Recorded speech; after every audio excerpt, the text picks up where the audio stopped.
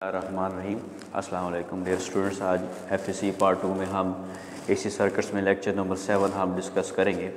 AC through RL series circuit हमने जो है ना एसी जो है ना सोर्स के साथ रजिस्टर को कनेक्ट किया, डिस्कस किया और फिर उसके बाद जो है ना कैपेसिटर को और फिर इंडक्टर को। अब हमें मालूम है कि सर्किट में हर वक्त एक कंपोनेंट तो नहीं होता, एक से ज़्यादा कंपोनेंट्स भी होते हैं। तो अगर एसी सर्किट है तो एसी सर्किट में हम जो है ना रजिस्टर भी कनेक्ट करते हैं और जो है ना इंडक्टर भी कनेक्ट करते हैं, कैपेसिटर भी कनेक्ट करते हैं।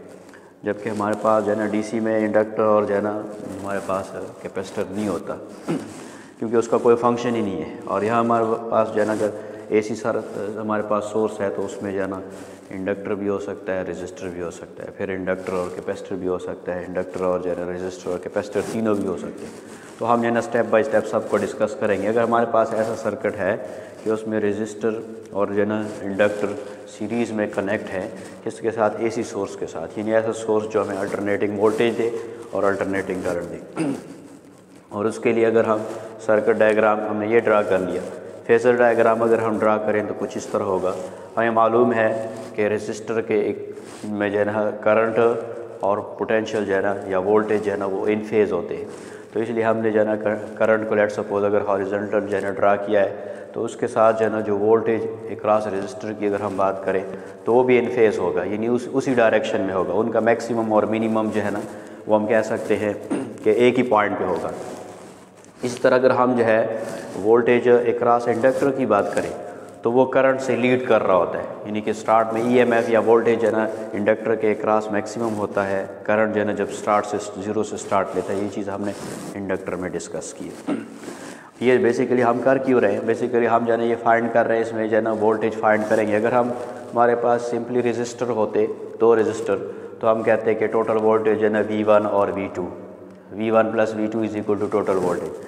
मगर इन केस ऑफ इंडक्टर जो है ना हमारे पास करंट और जो है ना वोल्टेज वो इन फेज़ नहीं होते और उसकी वजह से हमारे पास जो है ना हम जब voltage total voltage of circuit किसी भी पॉइंट पे फाइंड करेंगे तो हमें जो है ना फेजर डायग्राम की हेल्प लेनी पड़ेगी। और हमने ये कहा है कि वोल्टेज है या करंट है ये हमारे पास जो है ना एसी सर्किट में एज ए वेक्टर बिहेव करते हैं। तो ये हमारे पास दो वोल्टेज हो गए, एक जो है ना एक वोल्टेज अक्रॉस रेजिस्टेंस और वोल्टेज अक्रॉस इंडक्टर। दोनों के वेक्टर जो है ना एक सेम डायरेक्शन में नहीं है। अगर सेम डायरेक्शन में है तो सिंपल हम उनको ऐड नहीं कर सकते, बल्कि उनको जो है ना हेड टू टेल रूल या वेक्टर मेथड से हम जो है ना उसको ऐड क्या करेंगे, वेक्टर एडिशन ऑफ वेक्टर के मेथड से हम उनको ऐड करेंगे। लेट सपोज हमने रजिस्टर के क्रॉस जो वोल्टेज है वो ड्रा कर लिया और दूसरा जो है ना वोल्टेज जो उसके साथ हम ऐड करना चाहते हैं, इंडक्टर के क्रॉस जो पोटेंशियल है वो हम ऐड करना चाहते हैं। तो हेड टू टेल रूल के मुताबिक सेकंड हमने जो है ना वेक्टर ड्रा किया, उसका जो है ना फर्स्ट वेक्टर के हेड के साथ टेल कोइंसाइड कर रहे हैं। और हमने जो है ना हेड टू टेल रूल जो है ना फाइंड करते हैं रिजल्टेंट वेक्टर, तो वी हमारा रिजल्टेंट वेक्टर है। और पैथागोरियन थ्योरम से हम लिख सकते हैं magnitude of V is equal to क्या, V² + VL²। यानी हम कह सकते हैं राइट एंगल ट्रायंगल है तो राइट एंगल ट्रायंगल में hypotenuse square is equal to perpendicular square plus base square. और इसको अगर हम जो है ना स्क्वायर रूट ले लें तो स्क्वायर से जो है ना हमें इस साइड पे जो है ना स्क्वायर कैंसिल हो गया और ये हमारे पास जो है ना टोटल वोल्टेज जो है ना किसी भी इंस्टेंट अगर जो है ना इस सर्किट में फाइंड करना चाहे तो इस फार्मूले से हम फाइंड कर सकते हैं। इसी तरह अगर जो है ना हम टोटल रेजिस्टेंस की बात करें तो रेजिस्टेंस भी सिंपल केस में जैसे दो रेजिस्टर कनेक्ट कर लेते हैं सीरीज़ में तो R1 + R2, पैरेलल में कनेक्ट कर लेते हैं, उसका भी अपना फार्मूला है। यहाँ हमारे पास एक रेजिस्टेंस है और एक जो है ना रिएक्टेंस है या रिएक्टिव इंडक्टेंस है। इन दोनों की कंबाइंड जो है ना अगर हम अपोजिशन या कंबाइंड रेजिस्टेंस फाइंड करना चाहें तो उसको हम कैसे फाइंड करेंगे। इसी फार्मूले को हमने जो है ऊपर लिख लिया, V is equal to VR की जगह हम IR ओहम लॉ से लिख सकते हैं। और जो है हमारे पास इंडक्टर के क्रॉस जो वोल्टेज है उसको हम ओहम लॉ से I × ψL लिख सकते हैं।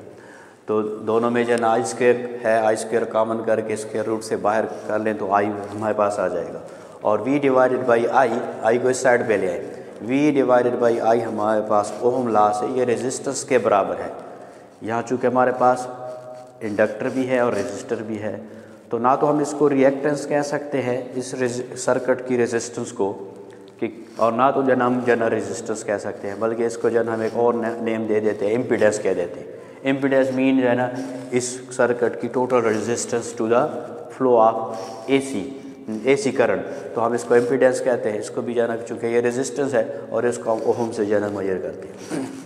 हमारे पास इम्पीडेंस जो है ना वो किसके बराबर आ गया, R square plus xi L square whole under root. एक और चीज़ अगर हम फेस डायग्राम से देखें कि यहाँ भी जो है हमारे पास वोल्टेज और करंट में फेज डिफरेंस है।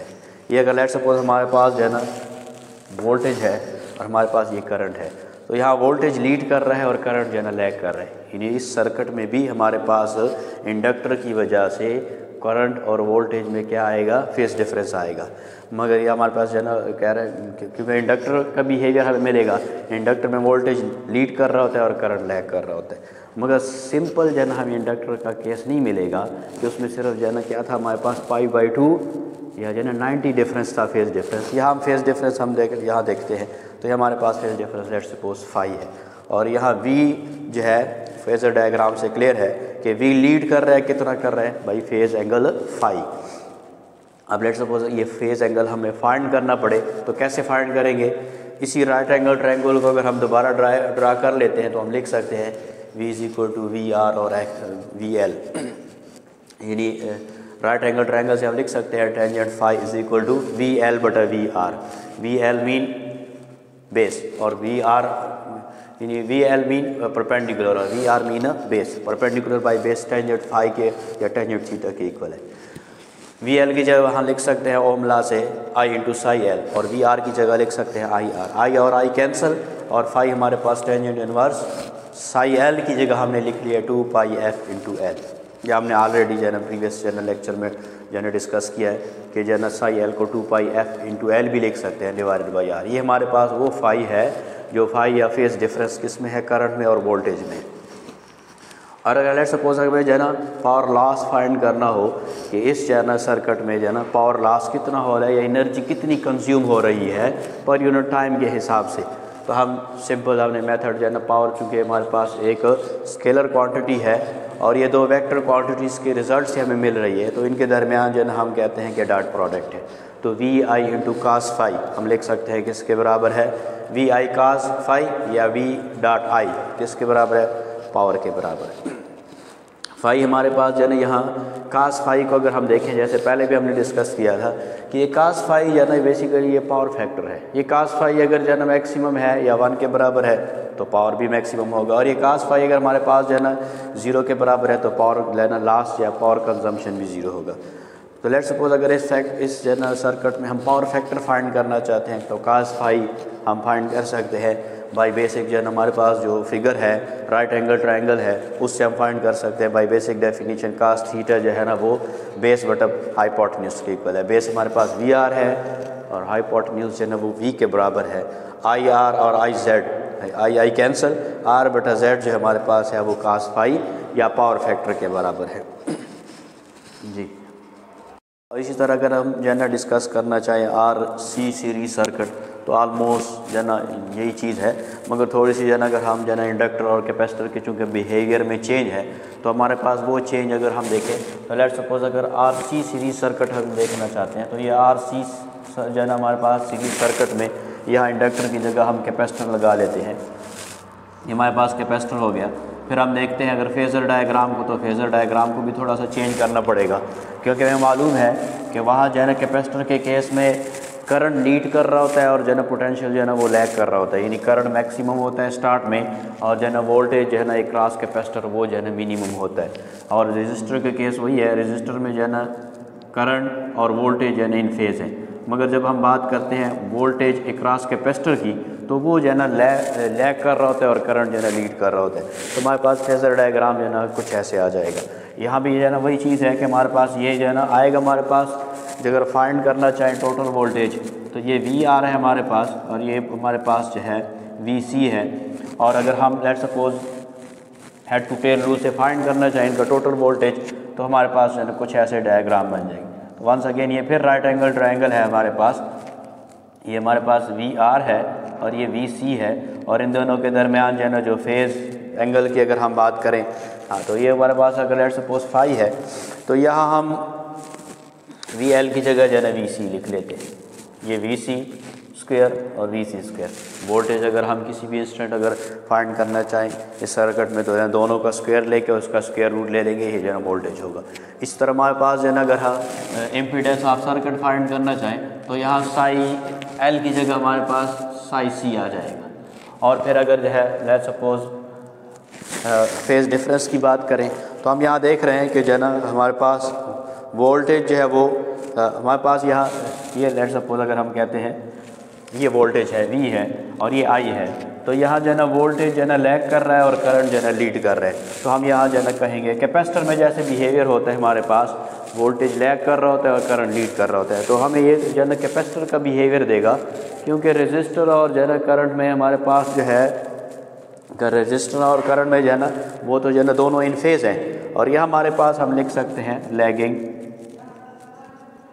ये लैगिंग किस वजह से जो है ना वी लैग कर रहा है, वो जो है ना कैपेसिटर की वजह से।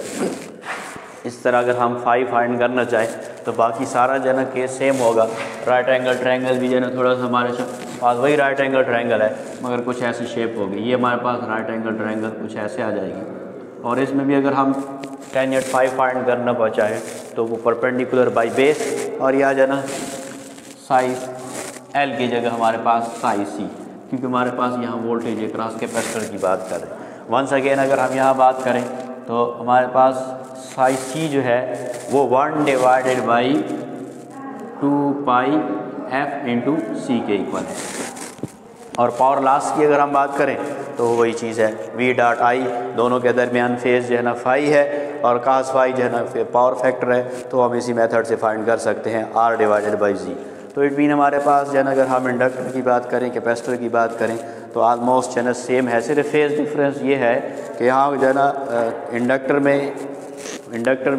इंडक्टिव बिहेवियर हमें मिलेगा। इंडक्टिव बिहेवियर मीन वोल्टेज जो है ना वो लीड कर रहा होगा और करंट लैग कर रहा होगा। और यहाँ जो है ना कैपेसिटर की वजह से कैपेसिटिव बिहेवियर मिलेगा, वो कैसे मिलेगा कि वोल्टेज जो है ना वो लैग कर रहा होगा और करंट हमें जो है ना लीड कर रहा होगा। इसलिए जो है इसी तरह अगर हम जो है ना तीनों को डिस्कस करें, जो नेक्स्ट टॉपिक में हम करेंगे, अगर लेट्स सपोज तीनों जो है ना कंपोनेंट्स हमारे पास हैं वो कनेक्ट हैं, तो फिर जो है ना कैसे जो है ना हमारे पास जो है ना सर्किट का बिहेवियर होगा और क्या कैरेक्टरिस्टिक्स होंगी।